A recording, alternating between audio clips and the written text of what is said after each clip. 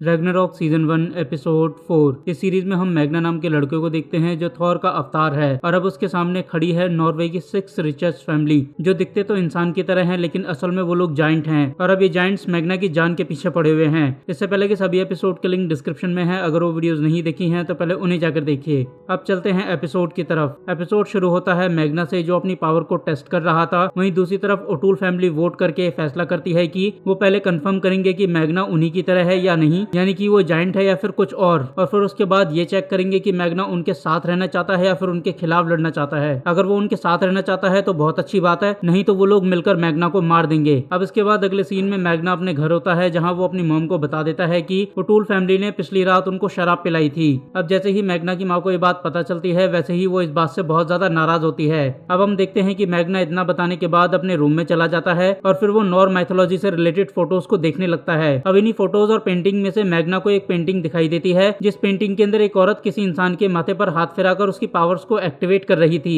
अब जैसे ही मैग्ना इस पेंटिंग को देखता है वैसे ही उसे वेंचे के हाथ फिराने वाली बात याद आ जाती है और फिर उसके बाद मैग्ना वेंचे के पास जाकर उससे पूछता है कि तुमने मेरे साथ क्या किया था। वेंचे जवाब में बोलती है कि तुम थॉर का अवतार हो और मैंने तुम्हारी पावर्स को सिर्फ तुम्हें याद दिलाया है। जायंट इंसानी दुनिया को खत्म कर रहे हैं और अब ये तुम पर है कि तुम इंसानी दुनिया को कैसे बचाओगे। अब इसके बाद स्कूल में सभी स्टूडेंट्स को पता चलता है कि स्कूल उन्हें हर साल की तरह इस साल भी गिनुनगगब माउंटेन के ऊपर लेकर जाएगा। ये ट्रिप 3 दिन की होगी और सभी वहाँ पर कैंप के अंदर रहेंगे। अब यहाँ मैं आपको बता दूं कि नॉर माइथोलॉजी के अंदर गिनुनगगब का मतलब होता है वो नथिंग जिसके अंदर से पूरा यूनिवर्स क्रिएट हुआ है। ये ठीक वैसी ही थ्योरी है जैसे हमारे सनातन धर्म के अंदर थ्योरी दी गई है कि सब कुछ शून्य से और ओम से ही शुरू हुआ है और फिर अंत में ओम में ही समा जाएगा। Back to the story. अब इन सब के बीच हम तोरिड को देखते हैं जो रेन से जाकर मिलती है और उसे वार्निंग देते हुए बोलती है कि तुमने जो मेरे बेटे को रात को शराब पिलाई थी वो आइंदा कभी मत करना। अब क्लास खत्म होने के बाद हम देखते हैं कि मैग्ना को उसकी साइंस टीचर उन ब्लड ग्रुप्स के सैंपल की रिपोर्ट लाकर देती है जिन ब्लड सैंपल्स को मैग्ना ने अपनी साइंस टीचर को चेक करने के लिए दिया था। ये 2 ब्लड सैंपल थे और दोनों के दोनों ही इसोल्डा की ड्रेस से मिले थे। अब रिपोर्ट को देखने के बाद पता चलता है कि एक ब्लड सैंपल तो इसोल्डा का था लेकिन दूसरा ब्लड सैंपल किसी जानवर का था। अब इसके बाद अगले पीरियड में हम दूसरे टीचर को देखते हैं जो एक नई स्टूडेंट को सबसे इंट्रोड्यूस करवाता है जिसका नाम ईमान था। अब क्लास खत्म होने के बाद हम देखते हैं कि सेक्सा मौका पाकर अकेले में मैग्ना से प्राचीन भाषा में बात करने की कोशिश करती है। सेक्सा जो भाषा यूज कर रही थी वो भाषा गॉड और जाइंट के अलावा और कोई नहीं बोलता था और ना ही कोई समझ सकता था। सेक्सा ऐसा इसलिए कर रही थी क्योंकि वो ये जानना चाहती थी कि मैग्ना गॉड या जाइंट्स में से कुछ है या फिर वो कुछ और ही है। हालांकि सेक्सा जब प्राचीन भाषा में बात करती है तो हम देखते हैं कि मैग्ना ऐसा रिएक्ट करता है जैसे कि मानो उसे कुछ समझ नहीं आया और फिर उसके बाद वो वहां से उठकर चला जाता है। लेकिन सेक्सा अपने भाई से बोलती है कि हम फिर से एक और बार ट्राई करेंगे। अब स्कूल खत्म होने के बाद मैग्ना ब्लड टेस्ट की रिपोर्ट को एरिक को दिखाता है और फिर उसके बाद बोलता है कि हमें इस रिपोर्ट को लेकर पुलिस के पास जाना चाहिए और उनसे बोलना चाहिए कि वो इन्वेस्टिगेशन ठीक से करे क्योंकि इसोल्डा के कपड़ों पे 2 अलग अलग ब्लड है। अब हम देखते हैं कि एरिक मैग्ना की बातों को सुनकर और उस रिपोर्ट को देखने के बाद बोलता है कि मुझे इसमें कुछ भी खास नहीं लगा और अब मुझे लगता है कि मैग्ना तुम्हें भी इन्वेस्टिगेशन बंद कर देनी चाहिए क्योंकि शायद इसोल्डा की मौत सिर्फ एक हादसा ही थी। अब इन सब के बीच हम लॉरिथ को देखते हैं जो सेक्सा और फॉर्क की अमीरी को देखकर बहुत ज्यादा अट्रैक्ट हो रहा था और वो उनसे और ज्यादा अच्छी दोस्ती करने की कोशिश कर रहा था, भले ही इसके बदले उसे कुछ भी क्यों ना करना पड़े। टेक्निकली लॉरिथ लोकी वाली पर्सनैलिटी रखता है जिसके अंदर लालच, मोह, छल, कपट सब कुछ है। अब इसके बाद हम देखते हैं कि फाइनली ट्रिप वाला दिन आ जाता है और अब हम देखते हैं कि मैग्ना को पहाड़ पर चढ़ते चढ़ते एक मरा हुआ रेनडियर दिखाई देता है और ये वही रेनडियर था जिसको विडार ने मारा था। अब मरे हुए रेनडियर को देखकर जैसे ही मैग्ना उसके पास जाता है वैसे ही वो उसके ब्लड को उठा के सूंघने लगता है और अब ब्लड को सूंघते ही वो समझ जाता है कि इसोल्डा के कपड़ों पर जो ब्लड लगा हुआ है वो इसी रेनडियर का है। अब इसके बाद हम कैंप पर देखते हैं कि एरिक अकेले में घूमने के लिए निकल जाता है। वहीं दूसरी तरफ ईमान सभी बच्चों को गेम खिला रही थी। अब जब सब बच्चे गेम खेल रहे होते हैं तभी वहाँ पर मैग्ना आ जाता है और अब मैग्ना को देखकर लॉरिथ मैग्ना से पूछता है कि मैग्ना तुम बताओ तुम ग्रे के बारे में क्या फीलिंग्स रखते हो। लॉरिथ के इस सवाल का जवाब देते हुए मैग्ना बोलता है कि मैं ग्रे से प्यार करता हूँ।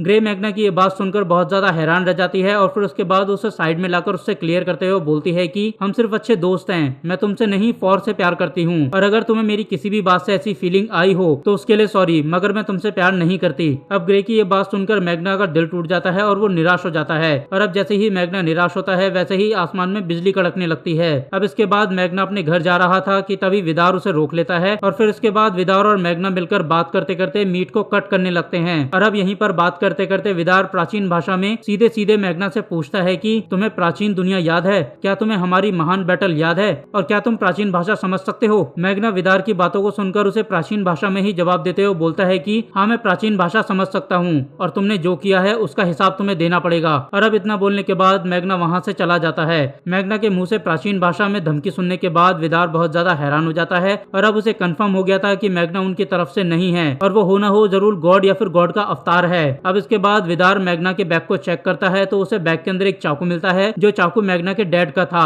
और अब विदार देखता है कि उस चाकू पर ठीक वैसा ही निशान बना हुआ है जैसा उस कुल्हाड़ी पर निशान बना हुआ था जिस कुल्हाड़ी ने उसके कार के शीशे को तोड़ा था। और अब उस निशान को देखने के बाद विदार समझ गया था कि उन्हें मैग्ना को मारना ही होगा। अब इसके बाद हम देखते हैं कि मैग्ना ग्रे को ढूंढते हुए लॉरेट के पास जाता है और उससे पूछता है कि क्या तुमने ग्रे को कहीं देखा है। लॉरेट मैग्ना के सवाल का जवाब देते हुए उससे बोलता है कि ग्रे फॉर के साथ स्काई डाइविंग के लिए गई है। और अब जैसे ही मैग्ना ये बात सुनता है वैसे ही वो ग्रे का पीछा करने लगता है और अब वो पीछा करते करते एक पहाड़ से दूसरे पहाड़ जाने लगता है। वहीं दूसरी तरफ विदार अपने कुत्ते को ऑर्डर देते हुए बोलता है कि जाओ जाकर मैग्ना को मार दो। अब इसके बाद हम देखते हैं कि विदार का कुत्ता मैग्ना को ढूंढते हुए मैग्ना के पास पहुंच जाता है और फिर उसके बाद वो उस पर हमला कर देता है। अब मैग्ना अपने ऊपर हमला होता देख उस कुत्ते को जान से मार देता है और फिर उसके बाद वो ग्रे का पीछा करते करते फाइनली फॉर के घर तक पहुंच जाता है जहां वो देखता है कि फाइनली ग्रे और फॉर ने सेक्स कर लिया है। अब ये सब देखकर मैग्ना को बहुत ज्यादा बुरा लगता है और वो वहां से चला जाता है। अब इसके बाद हम ग्रे को देखते हैं जो फॉर के घर में इधर उधर घूमते हुए एक रूम के अंदर चली जाती है जहां उसे कई सारी पुरानी फोटोज दिखाई देती हैं और साथ ही दिखाई देती है एक फोटो एल्बम जिस फोटो एल्बम के अंदर उसे दिखाई देता है कि फॉर की फैमिली सदियों से जिंदा है, ना उनकी उम्र बढ़ रही है और ना वो मर रहे हैं। अब इसी एल्बम के अंदर उसे एक फोटो दिखाई देती है जिसमें फॉर की फैमिली थी और उस फोटो पर साल लिखा हुआ था 1899। अब जब ग्रे सारी फोटोज देख रही थी तभी वहाँ पर फॉर आ जाता है जो थोड़े गुस्से में ग्रे से बोलता है कि फिर कभी भी इस रूम के अंदर मत आना।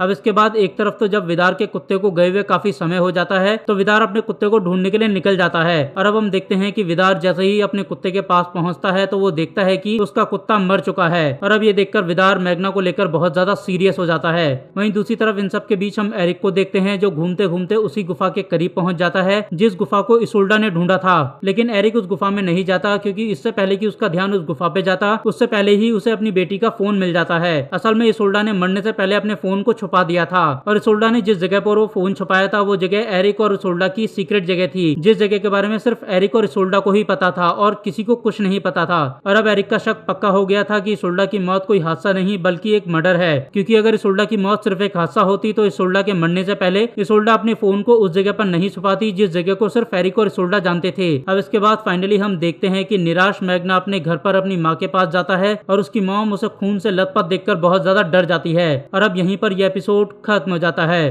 तो क्या ओटूल फैमिली अपने राज को राज रख पाएगी और क्या मैग्ना जायंट्स को रोकने में कामयाब हो पाएगा और असल में कौन है ईमान? इन सभी सवालों के जवाब जानने के लिए देखते रहिए V explanation movie in Hindi.